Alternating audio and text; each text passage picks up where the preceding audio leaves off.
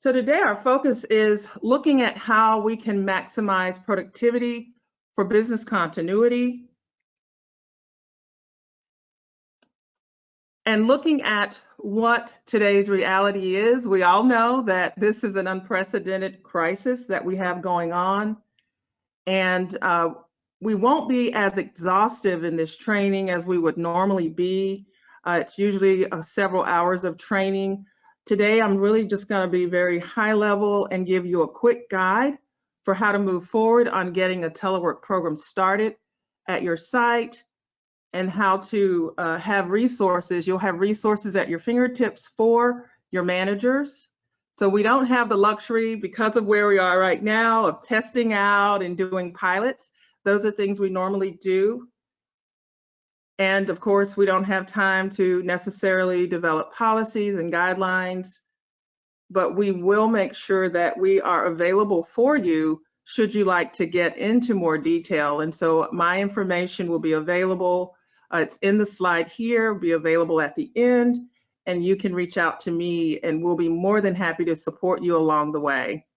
So we want you to know that you're not in this alone. We're here to support you, and we have the resources that you'll need to be successful with this.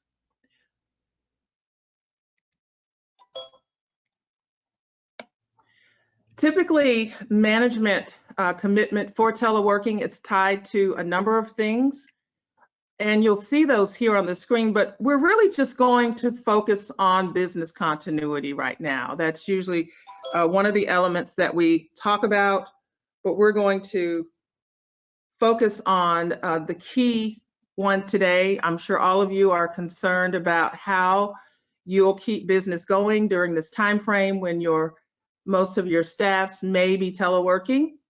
And so we'll look at it from this angle.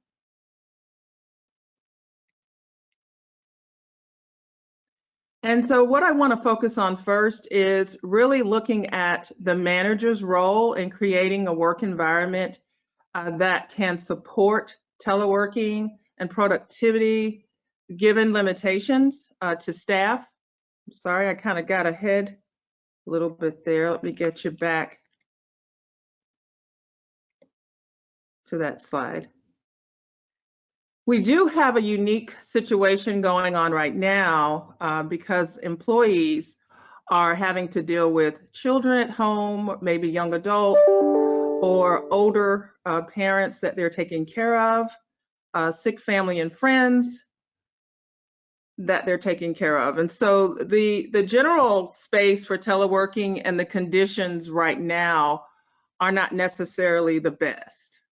However, we have strategies that I believe can help this be the best situation for you and your teams. And so we'll talk about that.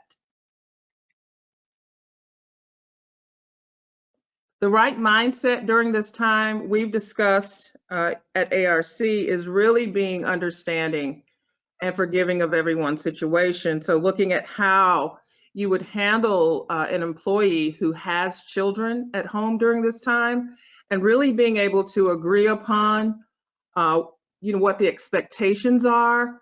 And we'll talk about how important it is to have the level of communication in place beforehand so that you have those touch points. And so setting up the telework experience, the key to that is goal setting and telemanaging through goal setting with the teleworkers. And we've got a few points here that you want to assist the employee with organizing their work through scheduled meetings, whether that's a daily meeting every other day, or if you have reports and then your staff who has reports are meeting with their direct reports, go ahead and decide what that chain will look like, and then how they'll organize the work, and whether those meetings will happen via telephone or via video, and then decide on what the scope of that work is going to look like.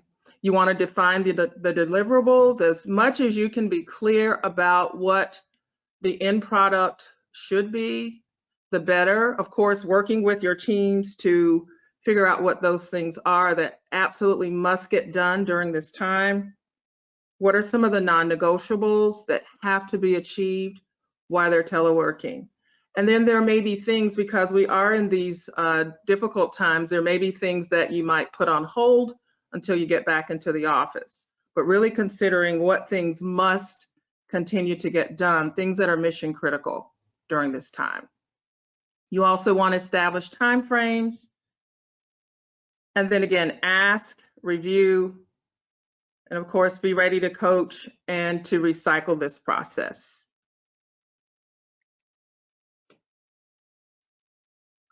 It's also important to create a telework task schedule. And many of you already have a template deliverable-based form, such as Monday.com. You may be using other, like Asana. We utilize Asana as well internally so that you can go in and track projects, you could track concerns and movement on those projects. The key here, though, is to have something in place that you can utilize to keep employees accountable and managers aware of the work that is getting done during this emergency period. And of course, if you don't have software in place for this, you can always use a simple spreadsheet.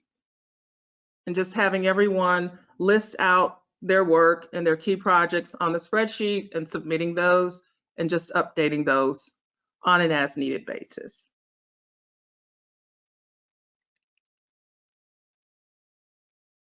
So teleworking, it fundamentally changes how we communicate. It changes our ability to stay on top of tasks, to know what is being done. A lot of times you hear managers say, well, if I don't see them, how do I know they're working? And we'll talk about that a little bit more. And that is a valid question.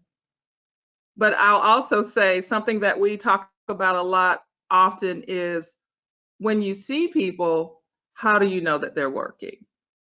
And one of the ways that we know is through communication of deliverables and tasks.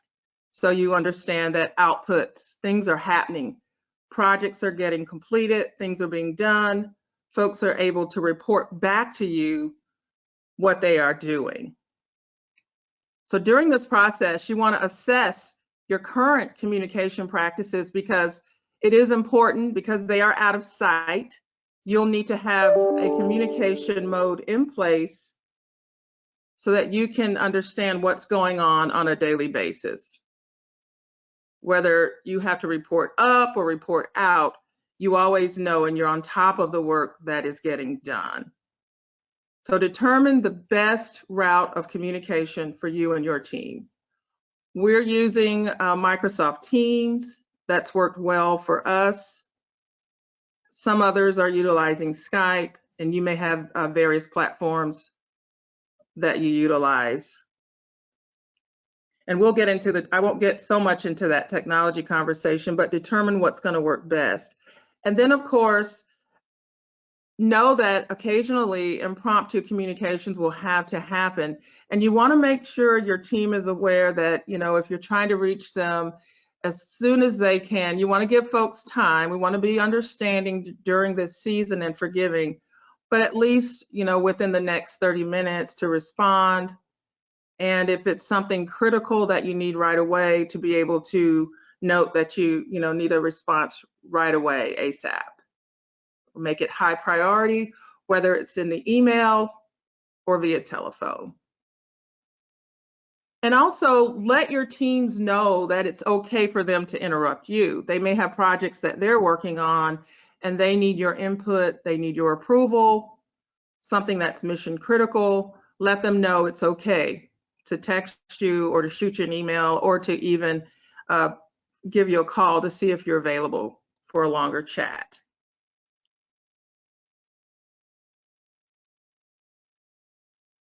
And ask employees to be available, of course, during the degree possible during these core hours, especially with the children home.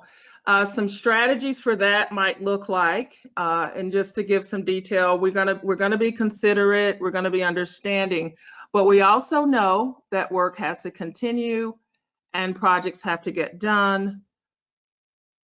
And so you might ask them to sort of give you a look at their schedule. What will that look like?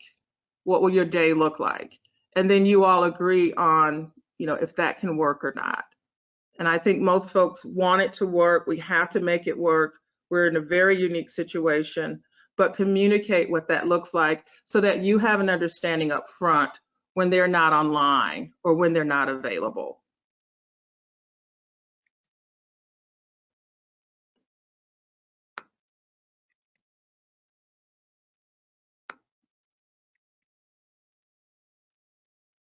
Teleworkers and communication. Again, talking about how communication is fundamentally changed during telework. They should be accessible, make sure that they understand that there are regular touch points with the manager. You can establish a regular time, whether it's your scheduled one-on-one during the week, or if you have additional meetings with your entire team, put those on the calendar so that they're already blocked off. And then ask your teleworkers to make sure that their calendars are current so that if you need to schedule a meeting, you won't have the luxury of just kind of asking everyone if they're available. You may be able to, or you should be able to take a look at calendars and see whether or not individuals have meetings and appointments or if it's personal non-available time. And as you're setting up schedules for those who have children, you might, if they're going to block off times of their day, you might want to ask them just to put that on the calendar. That way you're aware if you need to schedule something. Continuing on communications, being really the biggest part of successfully being able to telework. This is bi-directional, so the manager being able to communicate and the teleworker as well being able to communicate. You want to integrate your teleworkers into innovation exchanges, and that looks sort of like brainstorming exercises utilizing technology.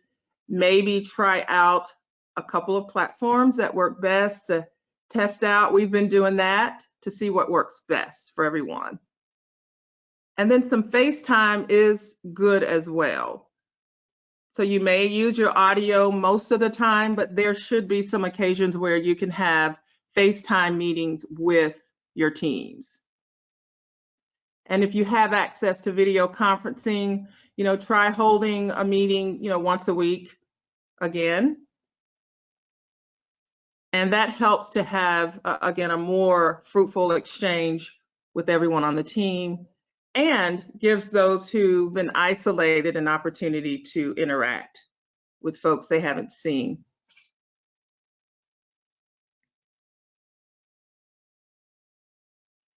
So here's a little bit on how managers impact teamwork during a telework situation. There has to be clear direction from the manager, whether that's via phone, electronically, video conference. You could establish the ground rules. This is how we'll telework. This is what works best. Some managers like to see their teams logged in on Skype or the various platforms. So if that's something that you utilize, whatever that technology platform is, you could say, I'd like to, be able to look to see that everyone's logged in. And that gives you a level of comfort that folks are online, they're on their computer, and then they're getting work done. Always have an agenda, a clear agenda. And what we're recommending right now during these special circumstances is really to limit your team huddles to about 15 minutes. Just recognizing that there are probably children in the home, and so if you could have shorter meetings where possible during this time, the better. And then you're less apt to have as many interruptions. And so that would require, again, having really tight agendas and clear topics for your meetings. And of course, you're going to have those meetings where maybe you're meeting with other folks outside of the organization that might be a little longer. And so you want to be sure to stress, we've got an hour's meeting, if you all could block out that time. And we'll talk about letting family know you're going to be on a call for an hour, hour and a half, and that they would need that time quiet as much as possible. And then keep in mind, as you're managing volunteers during these very different times, that working alone for days without interaction, can be a lot of stress for someone. And so find ways to bring the team together while we're still observing, being socially distant from each other. Look at ways to unite your teams while they're not together. You don't want to lose anyone. You want to keep everybody connected, having those touch points. And it could even be as simple as having a text chain that you have everyone in your phone. You can text and see how everybody's doing. They can hit you back quickly. Just making those touch points again so that everyone remains connected. And really the manager serves as the center of the universe for this, and keeping that connectivity going, knowing your team, knowing who's a great teleworker and who might be a little more challenged. If you have folks who, they might have tended to goof off a little bit, you may have to kind of nudge them a little bit more during this season and work a little closer with them during this time. And then you want to make sure that your teleworkers are trained. We do have information, it's the do's and don'ts for a teleworker that we will make available to you. So as you're getting this training, we also have training for teleworkers to be the best teleworker that they can be.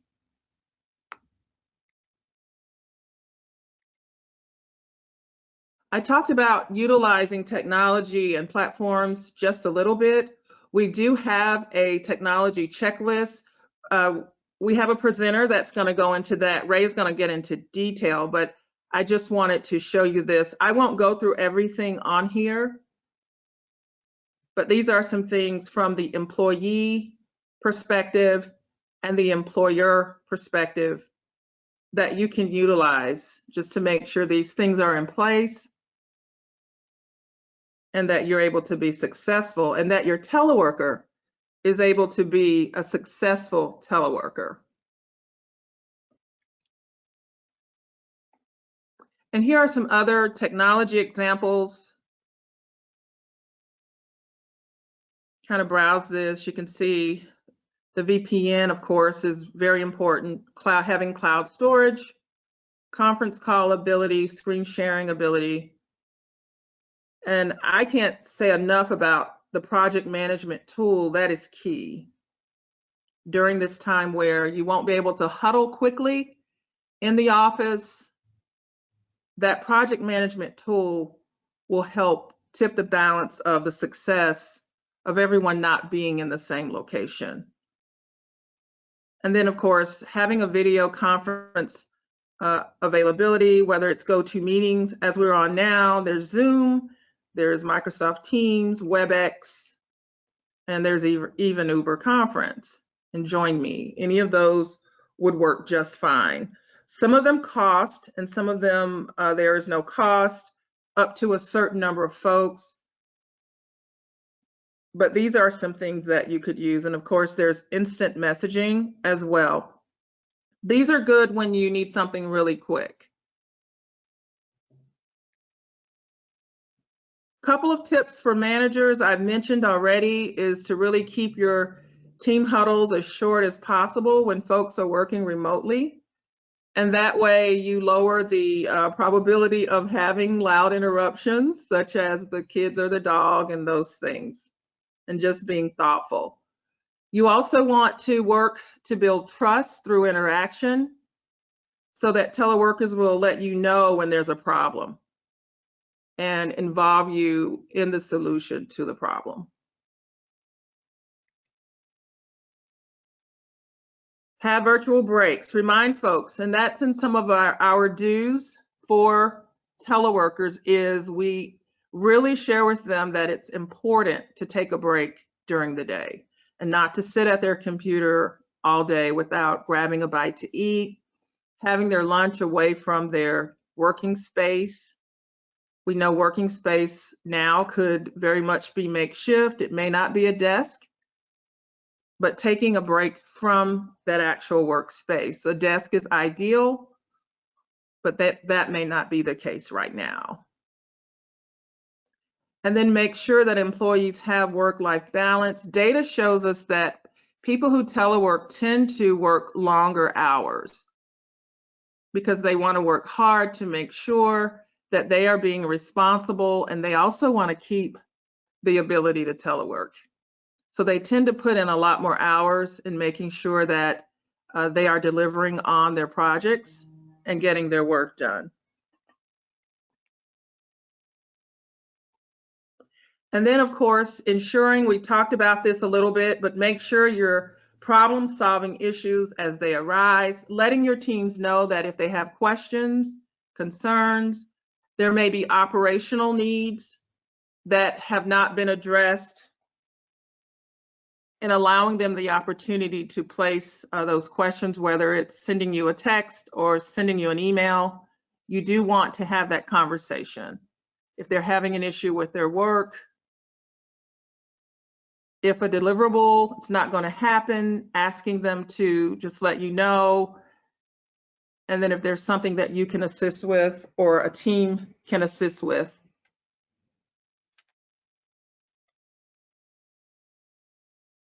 And I've talked about measuring for performance versus presence. Again, the train of thought often with managers, we've surveyed managers across the region. And one of the big questions that comes up every time is, how do I know they're working when I don't see them? And again, that is measured by outputs. So when you don't see people and they're not in your presence in the office, they should be getting work done. They should be emailing you, sending a notice of what they're completing, laying out the details. They should be attending meetings. They should be on calls.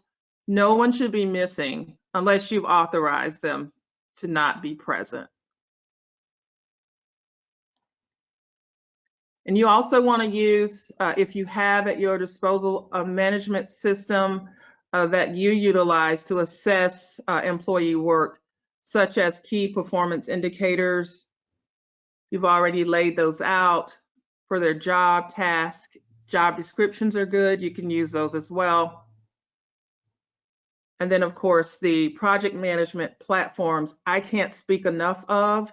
There are a number of them, and you can find the one that works best for you. And of course, a simple spreadsheet if you don't have access to any of those. And take time to get buy-in from your employees and make sure everybody feels empowered and accountable for the work.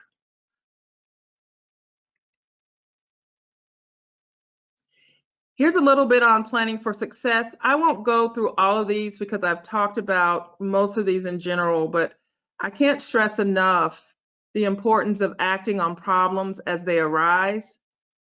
You won't be able to wait until you get back into the office. You'll have to take care of things as they come up. And then know that with this all, there will be an adjustment period initially. Some folks have never teleworked, and some, here and there. And so allow your teleworker to learn how to become a good teleworker. And again, we can tool you with the information to share with your teleworkers on how to be the best teleworker. A little bit that we would suggest in terms of talking to teleworkers, some of the things that they should do is maintain contact with their teams and their coworkers. Of course, following company protocol for security.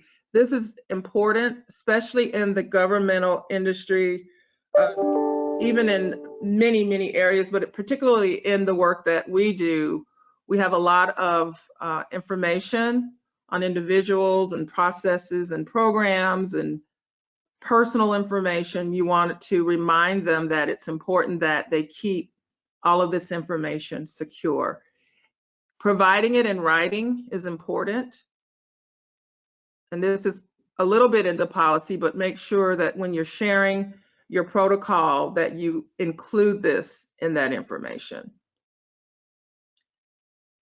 And then ask them to keep their managers informed. I've talked about a bit. And showing up for meetings, that's key.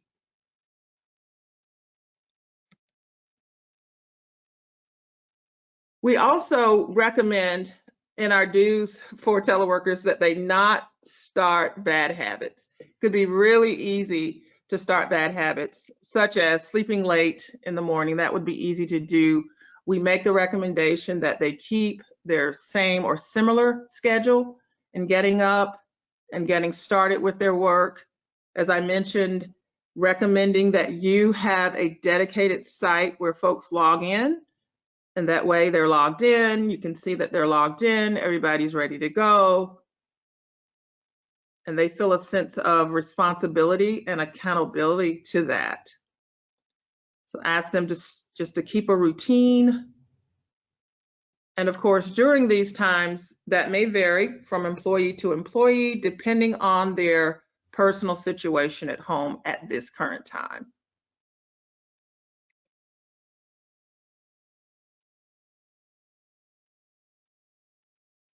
I really touched on this slide quite a bit, but just reminding them to share with family and friends that they are working, but yet understanding that many employees, again, do have children at home right now. These are recommended ergonomics. These are ideal. These are things that typically the employee would have already purchased. Most organizations do not provide these items, and so it is not expected that you would be able to provide a desk or a chair or even lighting for your folks who are teleworking. This is typically something that they would do for themselves. But we do recommend that you mention it and just reflect on the fact that they should and should have, we should say, a desk, a chair, and good lighting to do their work.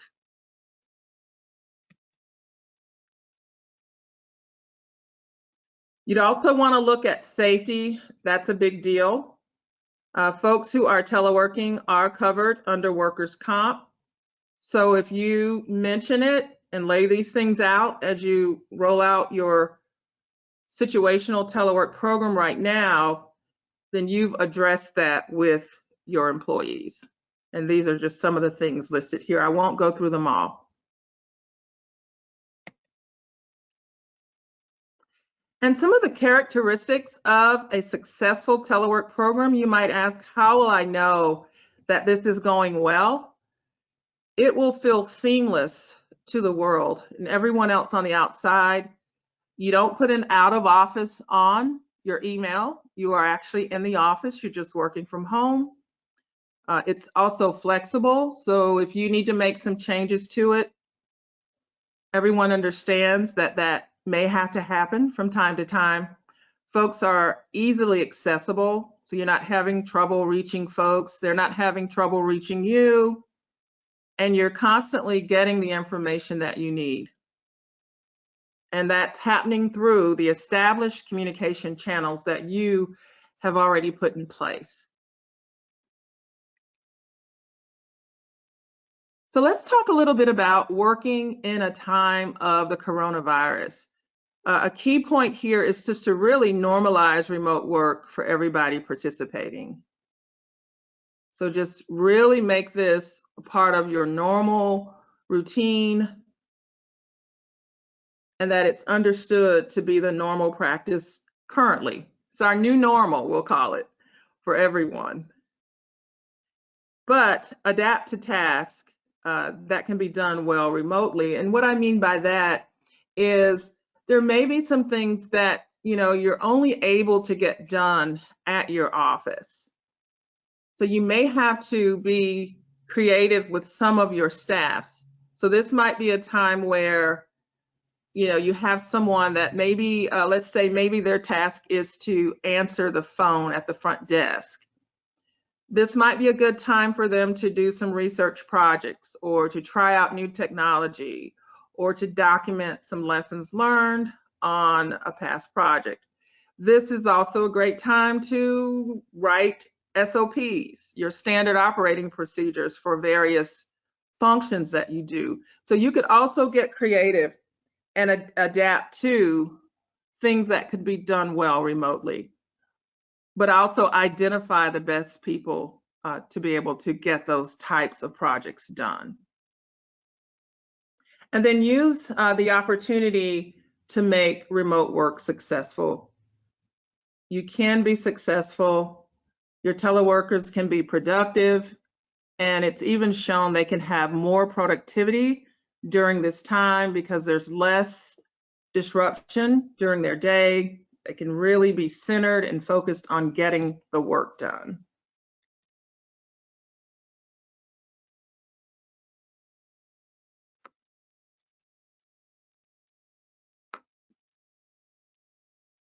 I want to show you a little a page that I shouldn't say a little page. There's a lot of information here, but I want to take you to this. Georgia Commute Options, we have set up a page for you to get a quick start guide. So a lot of the things that I've talked about today for the actual teleworker will be included in this guide. And so if you click on this link, you'll have access to the PowerPoint. It'll take you right to this guide.